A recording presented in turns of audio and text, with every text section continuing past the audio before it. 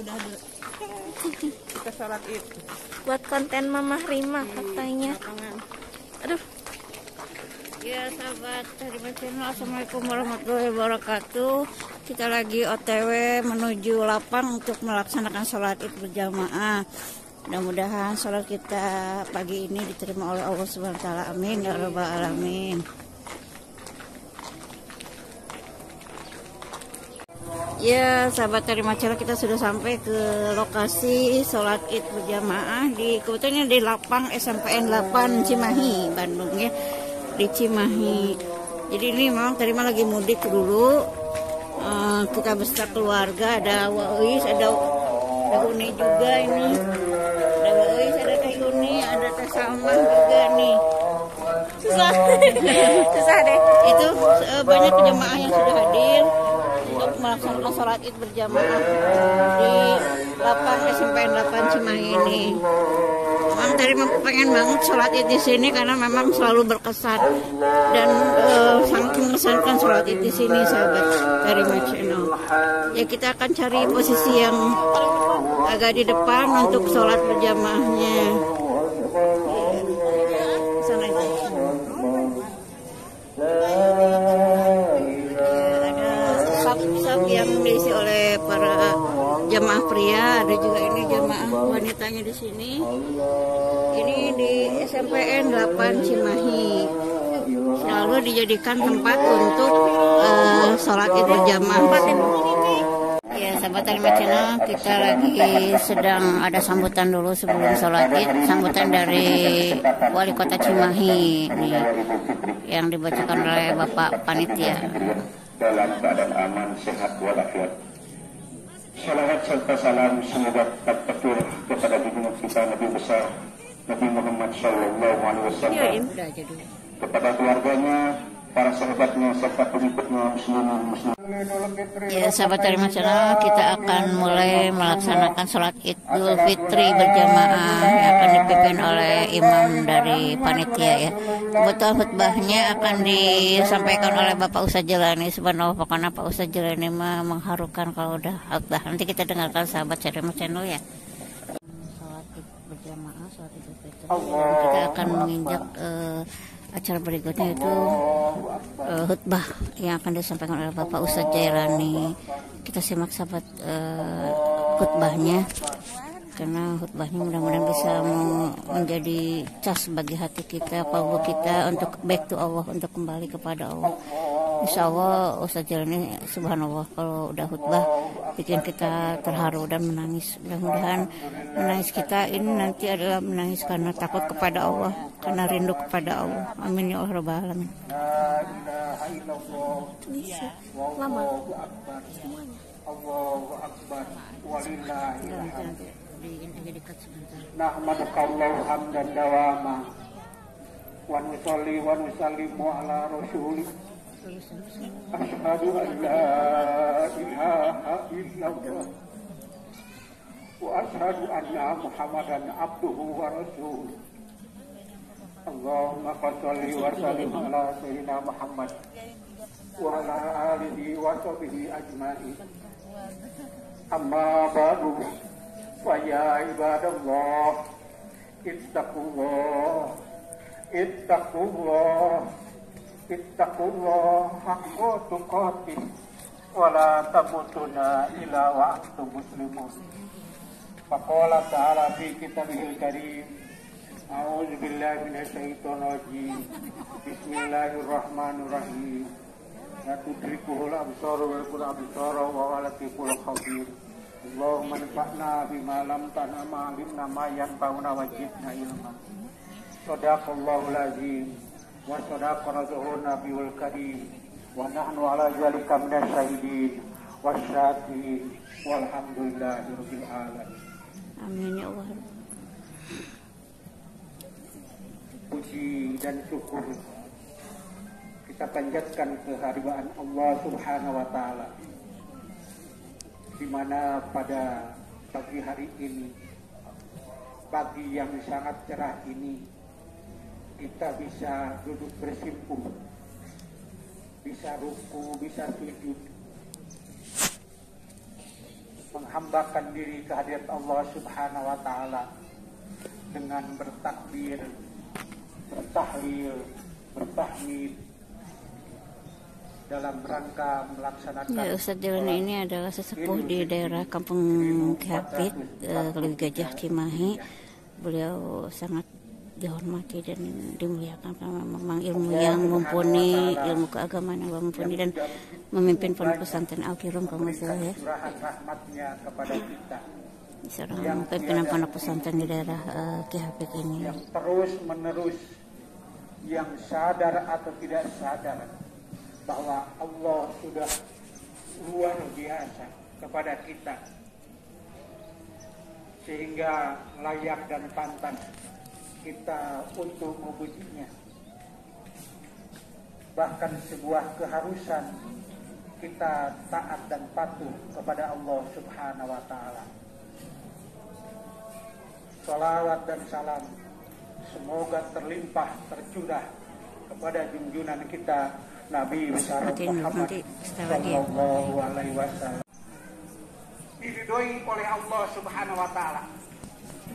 Kita boleh mencintai yang lain sepanjang cinta itu tidak melebihi cinta kita kepada Allah dan Rasul-Nya.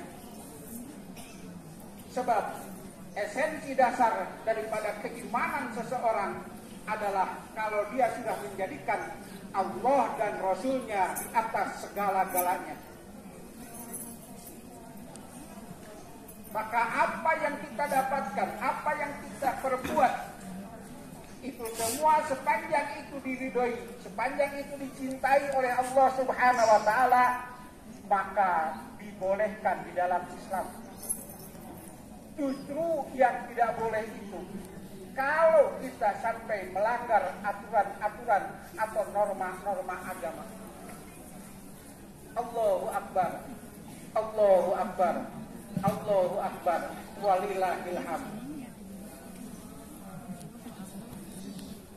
Hadirin sidang Id yang berbahagia, hidup ini akan ada ujungnya. Bisa saja yang muda mendahului yang tua,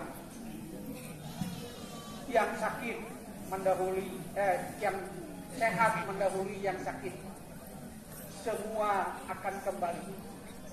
Di mana seseorang itu sebelum dia ruhnya dicabut oleh malaikat Ajrail, dia akan datangi oleh serombongan malaikat. Di mana sebelum datang malaikat yang datang kepada kita, Allah Subhanahu wa taala mengatakan, laqad kunta fi ghaflatin min hadza fakasabna anka ghita'aka fabasaruka yauma hadid. Maka Allah bukan tabir kegaiban, sehingga pada saat seseorang sudah dibuka tabir kegaiban, tidak berlaku lagi ujian keimanan, tidak berlaku lagi doa, tidak berlaku lagi ibadah, sebab tabir kegaiban sudah dibuka. Kalau tabir kegaiban sudah dibuka, ujian keimanan mana yang harus dilakukan? Sebab sudah nyata. Maka pada saat itu datang serombongan malaikat, di mana di dalam Quran surat An-Nahl ayat 32 disebutkan, alladzina tatawaffahumul malaikatut thayyibin qalu salamun alaikum udkhulul jannata bima kuntum ta'malun. Kalaulah seseorang itu orang yang soleh, maka malaikat yang datang itu adalah serombongan malaikat yang di mana dia akan mengatakan salamun alaikum, keselamatan untukmu, saya datang untuk mengantarmu masuk surga. Maka calon almarhum tahu kalau dia seorang yang ahli surga.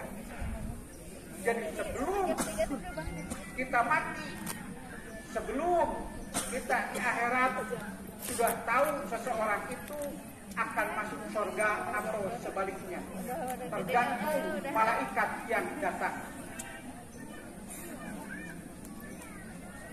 Kalaulah itu terjadi kepada kita, kepada orang-orang yang soleh, di mana mudah-mudahan Bapak hadirin yang dijadikan oleh Allah menjadi orang-orang yang soleh, maka insya Allah pasti malaikat yang datang itu akan mengucapkan salamun alaikum udkhulul jannata bima kuntum ta'malun. Itulah orang-orang yang husnul khatimah.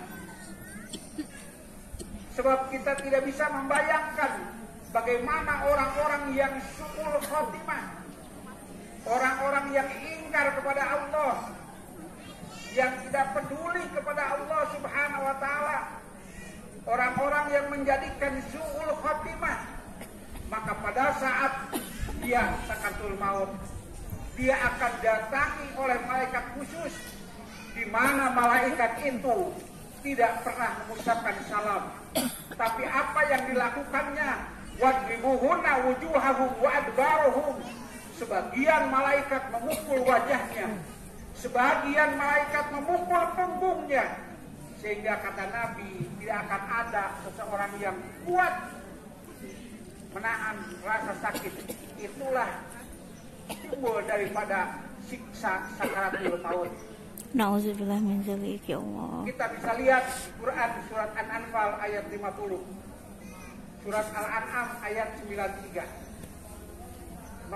Mereka yang tidak taat kepada Allah Subhanahu wa taala, jelas dia akan sangat merugi. Allahu Akbar. Allahu Akbar. Allahu Akbar. Walillahil hamd. Air matanya keluar, jelas air mata doa kepada Allah Subhanahu wa taala. Anak-anak kita lah yang sibuk nanti mengkafani kita. Bahkan yang menyolatkannya pun itu yang paling depan adalah anak kita yang terbesar, anak kita yang laki-laki yang terbesar. Amin. Memimpin sholat jenazah. Dia jelas doanya pun tidak akan pendek. Dia ingin memberikan yang terbaik untuk kedua orang tuanya. Allahumma ighfir lahu warhamhu wa'afihi wa'fu anhu wa akrim nuzulahu. Ya Allah, muliakan kedatangan bapak saya ini ya Allah. Wa akrim nuzulaha, ya Allah, muliakan kedatangan bapak ibu saya ya Allah. Beliau bukan ulama, bukan ustaz, bukan kiai, tapi saya anaknya ya Allah. Saya memohon kepada Engkau, anaknya yang mengurus jenazah itu. Begitu selesai disolatkan, dibawa ke kubur. Di kubur itu yang turun itu bukan ustaz, bukan kiai, bukan ajengan, tapi siapa? Anak kita. Dia menyampaikan kepada Allah, ya Allah, titip ini ibu saya ya Allah, titip ini bapak saya ya Allah. Begitu besar jasanya kepada saya ya Allah. Saya memohon kepada Engkau ya Allah. Begitu beres di kubur, tetangga, kari kerabat pada pulang. Anak yang soleh masih ada di atas. Dia memohon kepada Allah, maka malaikat munkar dan nakir tidak akan bertanya kepada ahli kubur tersebut sepanjang di atasnya masih ada anak yang soleh. Sebab doa anak yang soleh adalah tidak ada hijab antara dirinya dengan Allah Subhanahu wa taala. Maka saya pesan kepada generasi-generasi muda, kepada anak-anakku, kepada adik-adikku, berbuatlah baik kepada kedua orang tua, di mana orang tuamu itu telah mengorbankan segala-galanya untukmu. Sebab kita khawatir kalau sampai kita tidak termasuk anak yang soleh. Sebab kata Nabi, kullu dzunubin yu'akhirullahu masa ilmi kiamat. Semua dosa oleh Allah akan ditangguhkan. Entah tidak sholat, entah tidak zakat, tidak puasa, tidak pergi haji, masa ilmu kiamat sampai datangnya kiamat. Illa uququl walidain, kecuali durhaka terhadap orang tua. Fil hayati qoblal mamat, sebelum dimatikan. Alangkah ruginya kalau kita tidak termasuk anak yang soleh. Sepulang dari sini di hari yang fitri ini, di hari yang berbahagia ini, bersikulah atau kapanpun memintakan ampunannya. Sebab kata Nabi, ridhallahi fi ridhal walidain, syukrullahi fi syukrul walidain. Ridhonya Allah itu tergantung ridho ibu bapak kita, dan bencinya Allah itu tergantung bencinya ibu bapak kita. Muliakanlah mereka. Sebab ada ungkapan pada zaman Nabi, kalau andaikan ada seorang ibu yang dari mulai kepala sampai kaki dia berlumuran darah, maka oleh anaknya dicilati sampai bersih, itu adalah perbuatan mulia. Tapi belum cukup dia menjadi orang yang berbakti, belum cukup dia berterima kasih yang sebenar-benarnya kepada kedua orang tuanya. Sekali lagi, doa anak yang soleh kepada Allah tidak ada hijab, tidak ada penghalang. Terjadilah apa yang disebutkan oleh Nabi. Ada seorang sahabat bertanya kepada Rasul, ya Rasul, saya ini sudah mahabbah kepada ibu saya. Apapun yang beliau inginkan ya Rasul, saya penuhi. Udah. Sampai-sampai dia ingin tawaf, saya gendong sampai melepuh tulang punggung saya. Apakah saya termasuk anak yang berbakti? Dijawab oleh Nabi, la. Lantas Nabi cerita, tatkala ada seorang ibu sedang menunggui anaknya yang sakit parah. Ibu itu sampai ngomong, ya Allah, andaikan kau mau mengambil ruh anakku, jangan ya Allah, biarlah saya gantinya. Sayangnya orang tua terhadap anak sampai-sampai nyawa kami habis. Maka kasih sayang orang tua terhadap anak itu ibarat air pancuran yang dari atas ke bawah. Sebaliknya, maaf, kasih sayang anak terhadap orang tua ibarat air yang dari bawah mau dinaikkan ke atas. Sekali lagi, mumpung ada kesempatan, saya menyaksikan sendiri bagaimana orang-orang yang durhaka terhadap kedua orang tuanya. Bukan hanya kehidupannya, keluarganya pun dan sebagainya. Masya Allah.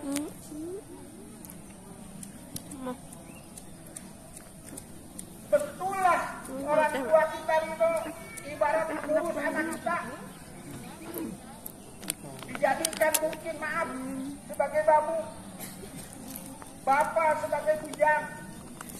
Orang tua kita pasti ridho dan pada aman. Tapi yang punya ibu dan bapak Allah Subhanahu wa Ta'ala tidak ridho.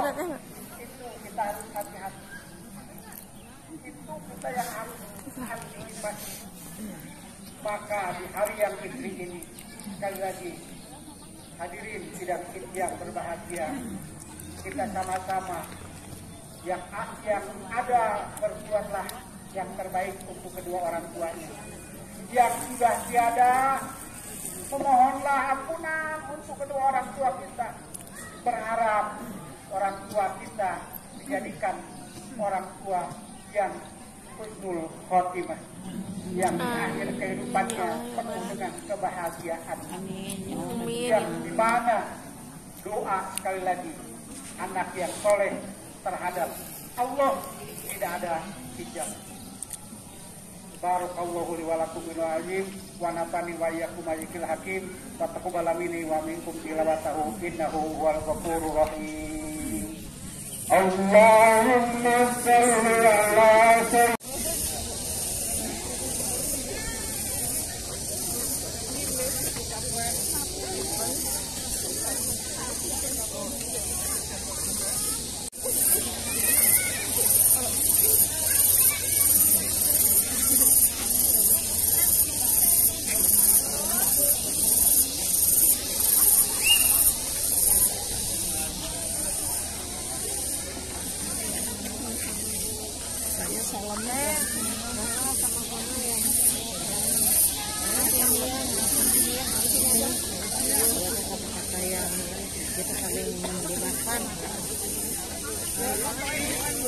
Bihala di Kampung Ki Hafid ya, RT RW 9. Ya, tradisinya seperti ini, sahabat Tarima Channel. Tarima nggak begitu kenal dengan orang-orang di sini karena nggak tinggal di sini. Tarima tinggalnya di Sukabumi. Tapi walaupun mereka tidak kenal dengan Tarima, mereka seolah-olah mereka saudara Tarima gitu, subhanallah. Kok bisa nangis salaman sama mereka padahal kita nggak kenal gitu.